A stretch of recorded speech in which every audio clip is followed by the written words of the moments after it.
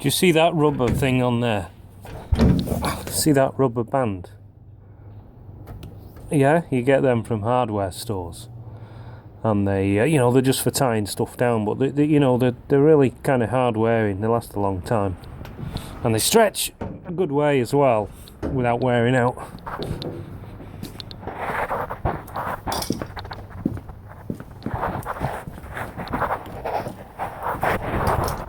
So I do a lot of work with flip lines and stuff.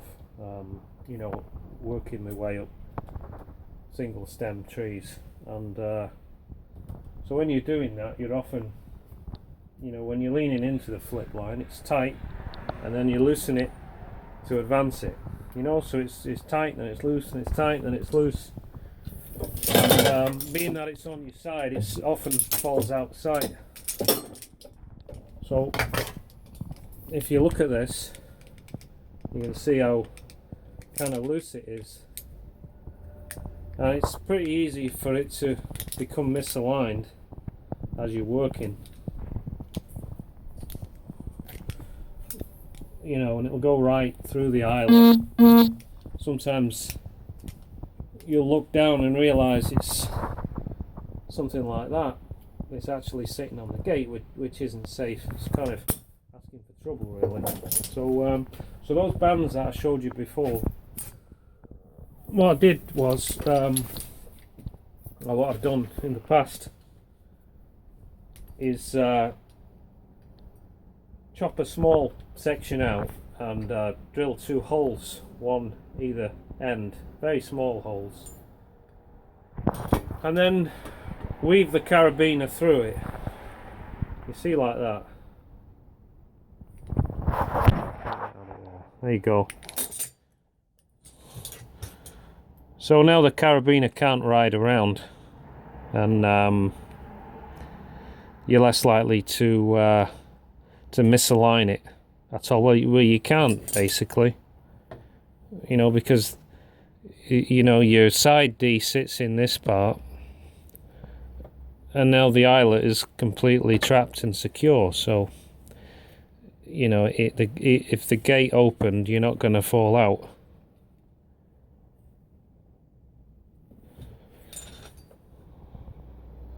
And these rubber things, they cost me, they cost next to nothing, but they're really thick and hard wearing. You know what I mean.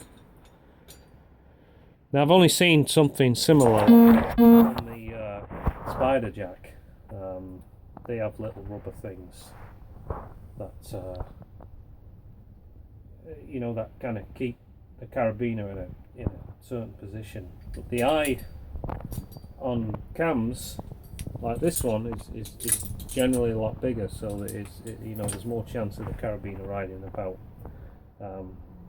So you might be able to get something like this from an hardware supplier, but knowing manufacturers like I do, they'd probably make them like shit, so they fucking break in like 2 weeks, and then you either have to get another one, or it costs you so little anyway that you just write it off as a bad idea. It's not even worth complaining about. But meanwhile, they've probably sold tens of thousands and made a tidy profit from it all.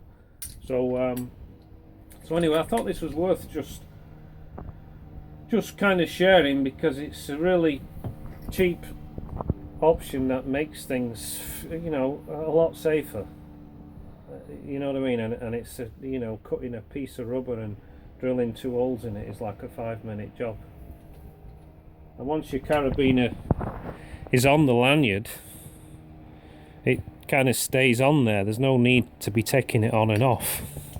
You just need a small gap to actually fit your side D in. Most people, they leave the same carabiner on the lanyard like that, and that's never coming off.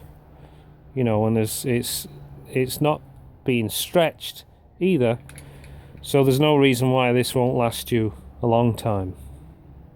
But just remember to, the smaller the holes you make, then the tighter fit it's going to be on the actual carabiner, and harder to shift, to accidentally shift.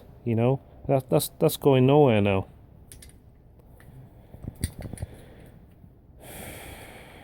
Anyway, make of it what you will.